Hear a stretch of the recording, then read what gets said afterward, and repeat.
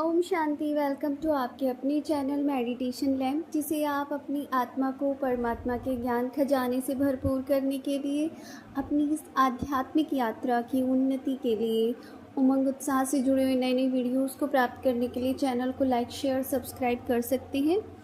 अभी अव्यक्त मुरली सीरीज़ चल रही है, जिसके अंदर हम 1973 की मुरलीज़ को स्टडी कर रहे हैं।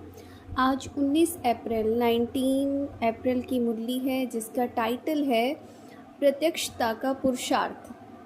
अब देखो बाबा क्या कहते हैं कि हम जो कुछ भी कर रहे हैं इस संगम पर, जितना भी पुरुषार्थ हो रहा है, ये सब किस लिए हो रहा है? प्रत्यक्षता के लिए। और देखिए प्रत्यक्षता किसकी?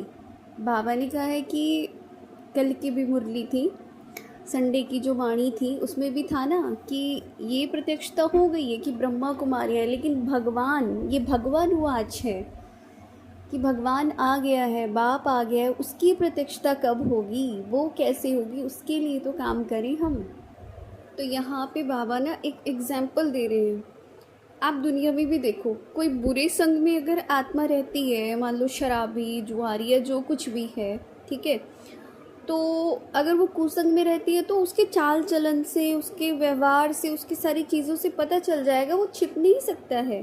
तो जैसे कुसंग में रहने वाली आत्माओं का मायावी रंग छिप नहीं सकता, वैसे ही श्रेष्ठ संग में रहने वाली आत्माओं का रूहानी रंग भी दिखाई देना चाहिए कि आप किसके रंग में रहते हो। आप तो परमात्मा के रंग में रंगी हुई आत्माएं हो, तो आपका रंग क्यों नहीं दिखाई देता दुनिया को? तो वो भी तो दिखाई देना चाहिए ना। तो कोई भी देखे, उनको ये मालूम हो कि रूहानी रंग में रंगी हुई आत्माएं हैं, तो यही तो डायरेक्ट प्रत्यक्षता होगी कि इनको ऐसा बनाने वाला कौन। तो बाबा बोलते हैं कि प्रत्यक्ष कब होना है, बताओ? क्या अंत में प्रत्यक्ष होंगे? वो डेट कौन सी होगी?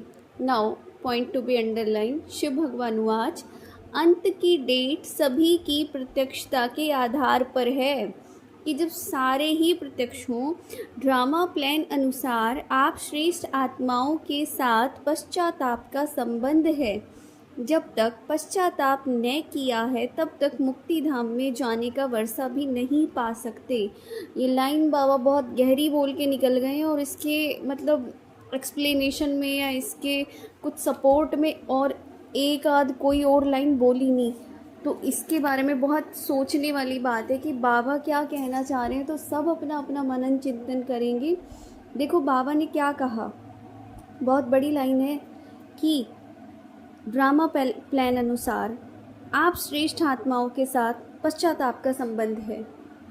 किस किस के साथ पश्चाताप का संबंध है और क्यों है ये संबंध? और अगर पश्चाताप है तो किस चीज़ का पश्चाताप बाबा बोल रहे हैं? देखो बाबा ने क्या किया कि अगर पश्चाताप ना किया, तब तक मुक्ति धाम जाने का वर्षा भी नहीं पा सकते हैं। तो अब ये बहुत सोचने वाली बात है।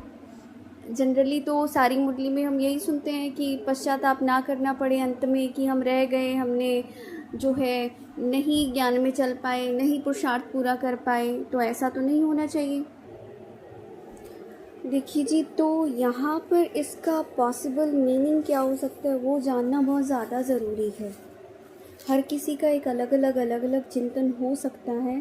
तो जहाँ तक देखा जाए तो पश्चाताप ये वो वाला पश्चाताप नहीं है, किसी मतलब समझ रहे हो, अप्राप्ति वाला पश्चाताप नहीं, कि हमने इतने सालों तक हम बाप से दूर रहे। आप कभी भी देखना, जब भी कोई आत्मा अगर नई ज्ञान में आती है, या किसी के भी जीवन में जब आध्यात्म आता है ना, तो उसको अपनी पुरानी की हुई चीज़ों का बहुत पश्चाताप आता है। और ये पश्चाताप गिराने वाला नहीं, उसको एक तरीके से जगाने वाला होता है, उसको ये बताने वाला होता है कि देखो, ये इतनी शुद्ध आत्मा के ऊपर हमने कितने दाग लगा दिए अनजाने में।